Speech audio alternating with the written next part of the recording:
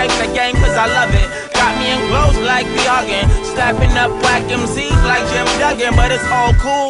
Now I'm comfortable, now a sofa was a stool. They say a man that hopes is a fool, but I do. Is this true? With the love that my ink spreads, a lyricist. And see, Busy says it's business, and I know the producer makes the hardest decisions. If I ever get questioned, he's gonna be my witness.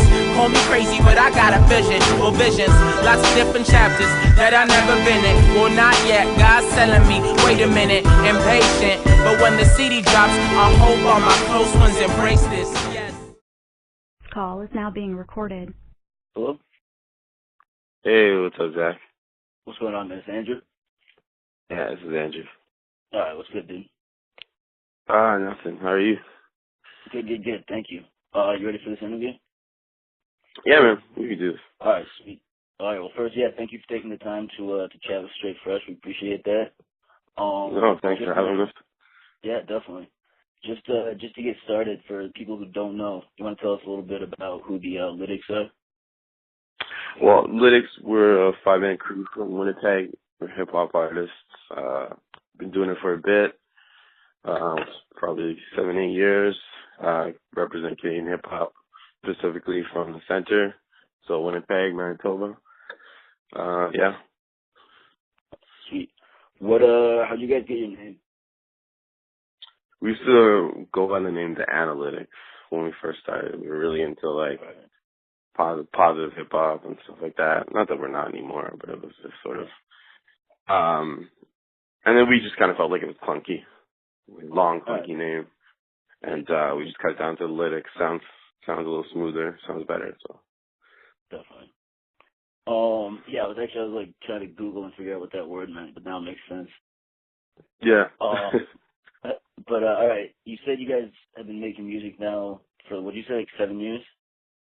Yeah, well, we've been making music longer than 7 years, but I mean, I guess it's been 7 years since we like coined the name and actually started doing stuff. All right. And then I know you guys are all related, brothers or cousins, except for DJ Lonnie. Right. How do you guys link up with him, and when did that happen? Well, Lonnie actually is he's the younger brother of a couple MCs from here. One MC, John Smith, and then a producer, his older brother, Murray. I don't know if he had like an alias, but I don't know if you're aware of Peanuts and Corn, but both of them both of them were involved with the Canadian group Peanuts and Corn. Yeah. So I guess he got into hip hop, and just through the same scene we all kind of ended up meeting up. All right. Let's see here. Yeah, growing up, what are some of your earliest memories with music? And then which artists did you like listening to as a kid, and who are you still a fan of today? Well, I think my earliest memory of music, my grandpa used to, like, my grandparents used to take care of us. Like, you know, when you're kids and your grandparents, the parents drop you off with grandparents. So, he used to play the guitar a lot. He played so many instruments. Like, he plays the flute, guitar, tuba, piano, like all this stuff. And, you know, you just be playing in the basement. My grandpa would be working away on, you know, something. So it just sort of, with me, like, that musical presence has been there for a long, long time. But I think specifically my first song I got into was probably a hip hop song, man. Like, you know, but I think first memorable hip hop song was probably either something from the Far Side, maybe like Running or something like that, or Wu-Tang, because Alex is about 7 years older than me. So, you know what I mean? That was sort of his era of hip hop, and I guess I just adopted. We all kind of adopted it, but my earliest memory is probably like Running or like Protect Your Neck or something like that. And what about like today's artists? You listen to anybody? Are you a fan of anybody? See, I mean, Jay Electronica, I think Yeah, I love Jay Litch. I like who else is this? I like Crit. Crit's always good to listen to. I love Action Bronson. Yeah. I don't know. I was a big fan of Blue. Actually, you know what? Just scrap that. Don't even bring that up. Actually. Yeah. So yeah, those are probably my favorite right now. Yeah. All right, those are some good ones. I was in 2009. You guys released your self-titled debut. It did, decently well. Sold over 1,000 copies and whatnot. What was that initial project and experience like for you all? It was interesting, but it was also like it was such a weird thing because those songs were released in 2009, but they weren't made in 2009. You know what I mean? It was like they were probably made 3, 4, 5 years earlier. So I guess it was interesting to get the response that we were getting, but the whole time we felt like, well, I wonder what happened if we actually had all the, everything in place to come out and actually make the record the way we wanted to make it. So I guess that was a feeling, but I mean, by no means was it a bad feeling. It was a good feeling to have people interested and wanting to hear more. So it was good. And then just moving right along to They Told Me, which was released October 2012. Obviously, it showcases a far broader collection of sounds and style, so it makes sense now knowing that your first one was so old. You want to tell us a little bit about what They Told Me was like for you, what the project represents, and then what changed for you guys in between the making of the two albums? Well, They Told Me itself, the making of it was difficult, man. That was hell. Like we just had so many issues with like managers quitting on us and like not being able to have money. We had 2 studios flood on us. We literally were in one studio. It flooded. We moved it to another studio, which was also in a basement. It was actually someone's house, like Alex's old house. And that flooded. So it was like, you know what I mean? It was almost kind of at times felt like this thing isn't supposed to happen. Yeah. But we did get it done. And I guess the different sounds was just like, I guess that's where we were at the time. It was like I think in a way it was sort of like catharsis, which was just a weird feeling of just wanting to get out so much music. And I think all of it kind of like transmitted into that, which is like, I feel like at times may have been muddy or a little muddled or like off kilter, but I think it was just that feeling of wanting to get out so much right now. You know what I mean? Yeah. And I think it turned into that record, which is, it's, I guess now that I look at it, it was like, it was a piece of who we are, but not necessarily the most polished version. And I think that will be coming soon. You know what I mean? Do you have a favorite track from They Told Me? At the start, it was probably Can We Run Away? I just really like the melody and stuff like that. But it's kind of moved on to, I would say, the sequel. Either the sequel or Ring My Alarm are probably my 2 favorites. Or They Told Me. All right. Or They Said, sorry. They Said. So. Yeah.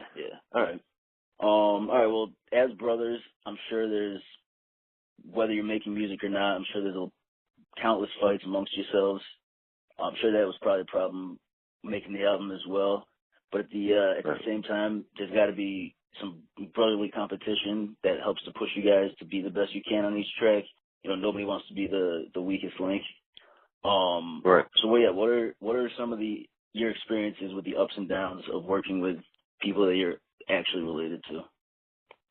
Well, there's no walking away from a fight, which is I think is both good and bad, right? Because I mean, you and I, we don't know each other, so if we got in an argument, you just hang up the phone, and then it's done. If we get in an argument, if one of my brothers gets in an argument, it may be done today, but tomorrow it's still an issue. You know what I'm saying? So it's kind of one of those tough things where you just like constantly, continuously learning how to work with someone, and I think we've gotten better. But then at the same time, there's also because you can't necessarily walk away from the fight, there's that desire to get it fixed right now. You know what I mean? And both parties, when they're in the right mindset, is like, okay, let's work this out. Let's get this done.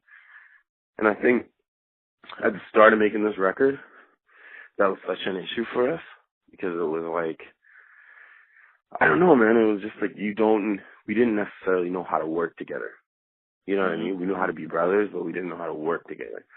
And so it took us a while and a lot of struggles and fights to actually figure that out. But once we did figure it out, literally by the end, we weren't fighting.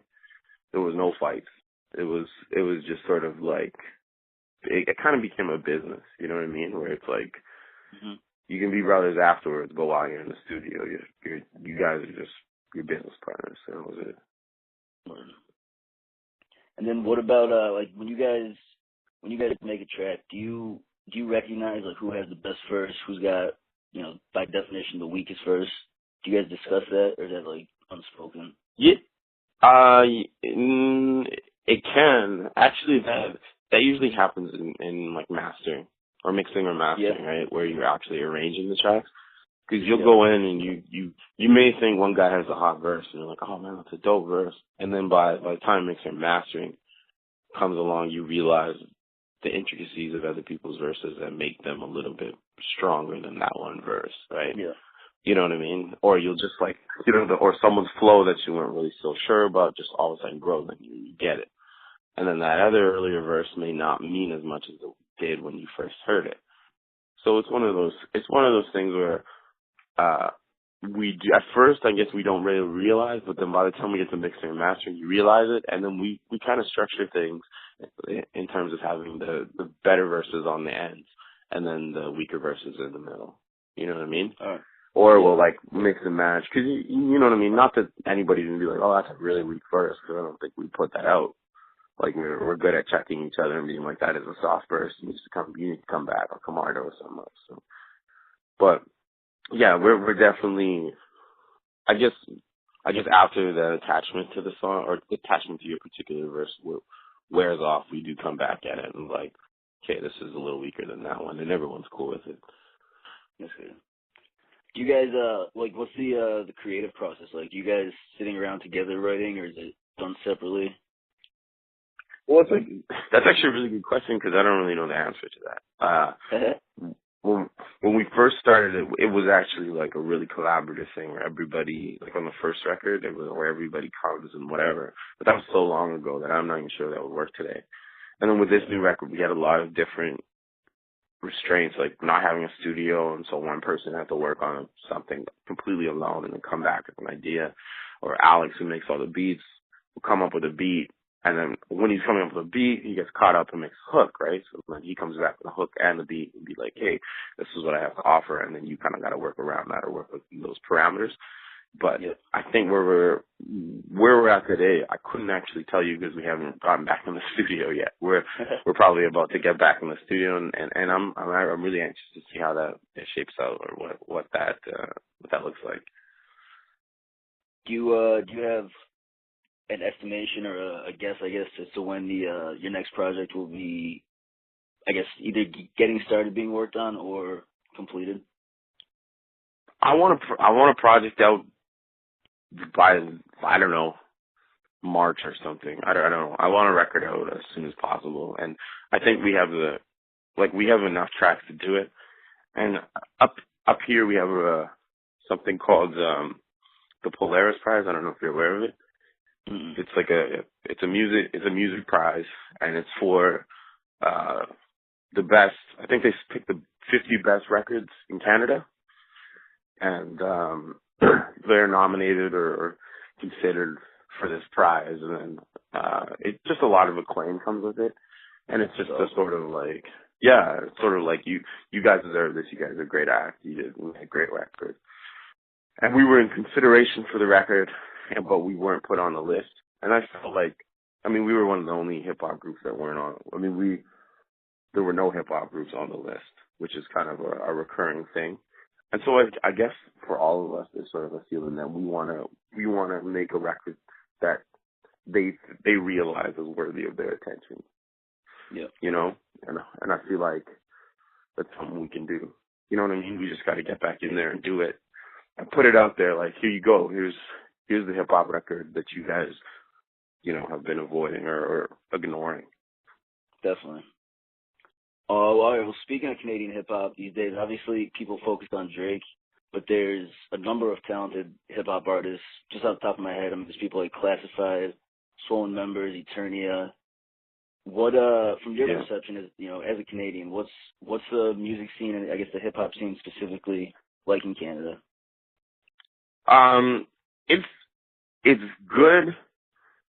It's good. It's very Toronto centric though, because there's this sort of this idea that you need to be from Toronto or be in Toronto to really make a difference, which sounds kind of somewhat ridiculous because you just mentioned both Classified and Swollen Members, but both of those guys have strong ties to Toronto, right?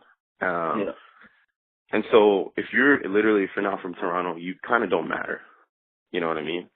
And it's not something I'm really bothered about, or I was bothered about it. Now I've just kind of realized. And so there's a really like breakthrough. You kind of got to break through to get people listening to you. You know, especially in Canada, where touring is very difficult. Like in the States, you hit the East Coast, you get in a van and you just hit all these major spots, right? Yeah. Here in Canada, it's like what? Like I can't even tell you how far it is to the next 800. It's like 800, 900 kilometers to the next big city or like decent sized city. Toronto is a full 24-hour drive from us. You know what I mean?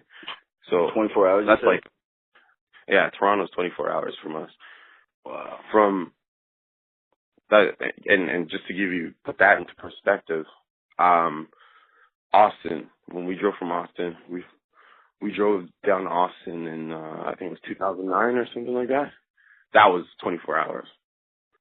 So, and that's a different country. That's at the bottom of your country. So we're, I don't know, it's a difficult environment to navigate. I feel like it's getting a little better, but it's still not easy. Yeah. Performed South by Southwest, North by Northeast, performed in Athens, Greece, which is awesome. And then I believe it was in June, you opened for the legendary Roots. What were all those experiences like? And then just in general, from a live performance, what can fans expect from you guys? Well, I mean, fans can expect, we put on a good show.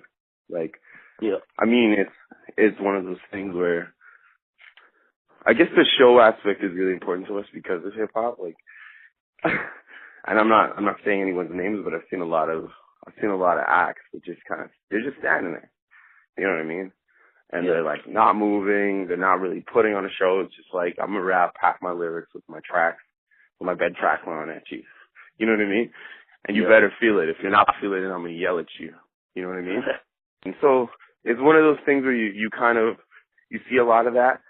And again, I'm not naming any names or pointing out any fingers at anybody. I'm just saying I've seen it.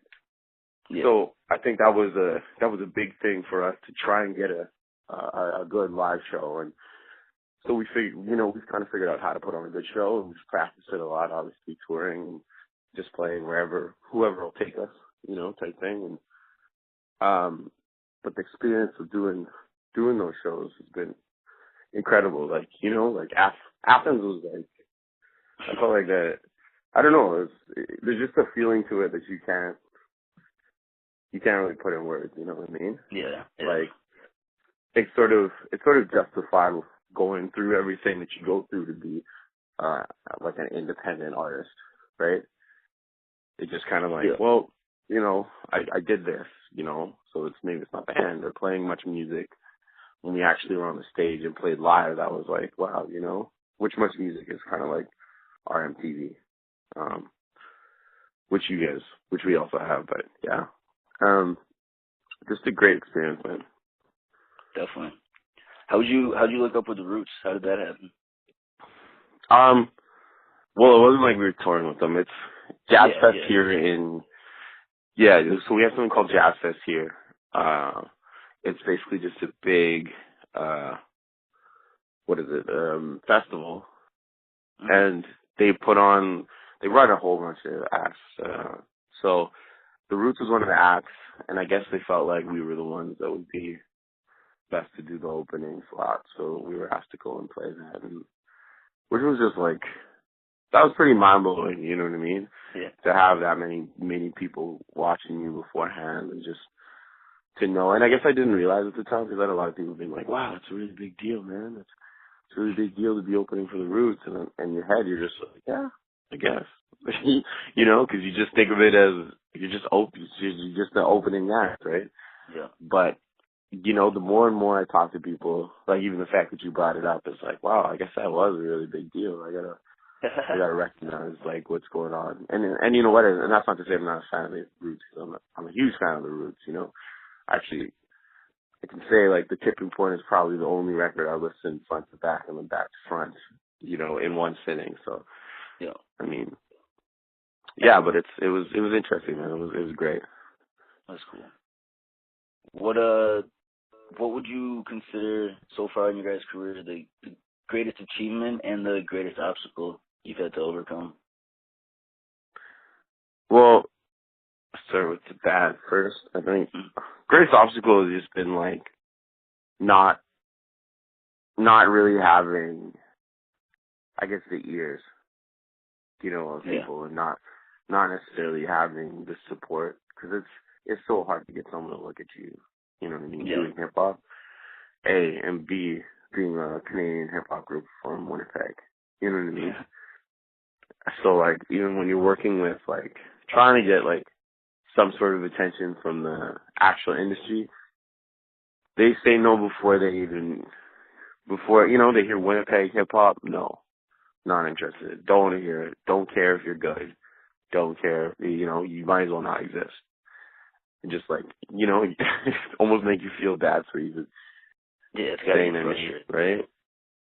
It's so frustrating, man. It's frustrating. Like, we played a North by Northeast the other day, or like not the other day, in June, and they had us number 10 on top 25, like Now Magazine, which is a big kind of entertainment publication there.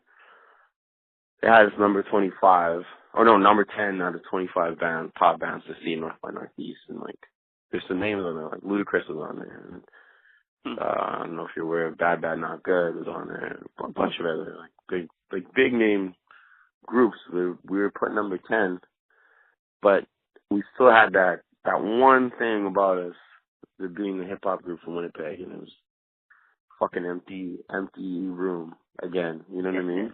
Which you get used to. It's just like, it is what it is when you go traveling. You know what I mean? And I guess it humbles you a lot, but. You know, we were kind of like, wow, you know, maybe someone will show up. No one fucking showed up. It was empty room, but, you know, you kind of just learn the empty room full, one person, two people, you put on the best show you can possibly put on. And we did. And I feel like we went in and we killed it. So we killed it for all four people. Awesome. That's something they can take from it. But, what would you say? That's an obstacle. I think the greatest achievement, I guess, I was going to say it's much music. I guess it's just, when I look at it, at the end of this thing, me, like so many other people who have tried to make music,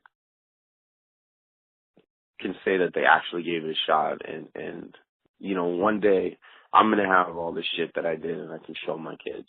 Or show if I have kids, or show someone that's willing to listen to me talk or ramble.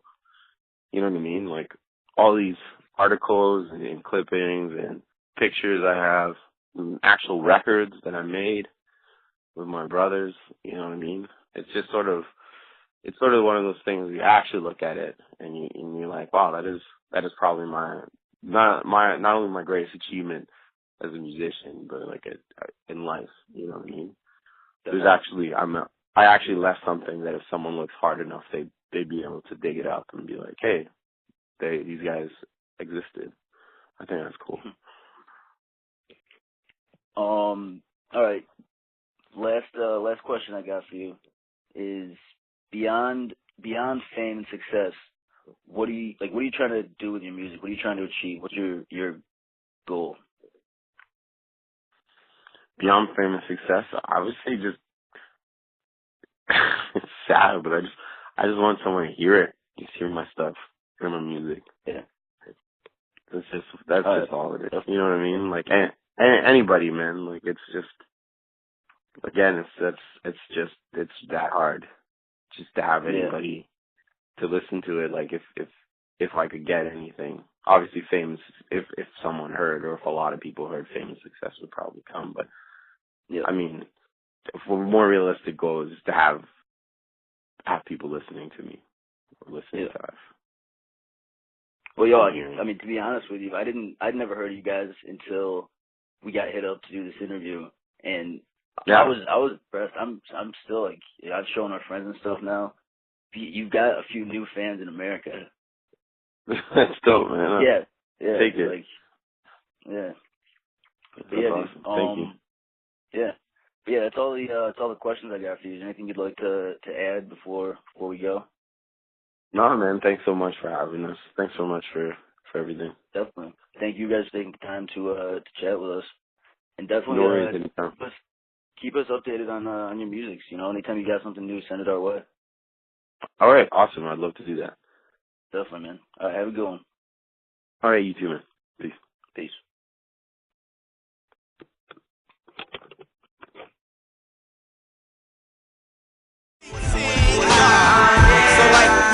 How long would you say I've been doing this hip-hop is? Well, it's pretty much in your blood, so like 20 years. So damn right I know where hip-hop is. Check my heart, brethren, that's where hip-hop lives. New dogs, old tricks, got your hip-hop in. Lyrical comedy, rhyme jockey, sporadic. With the finest beats for rhyme talking. I'm awesome, best believe not Josh. Yo, believe it, I'm never leaving. I'm here, making up MCs, act all squeamish. I'm here, swimming with the sharks, you're bound to get seasick. My thesis on beating is you must train hard. Pray to the one them called Jesus, suit up, and then you must smash them to pieces. Who's here?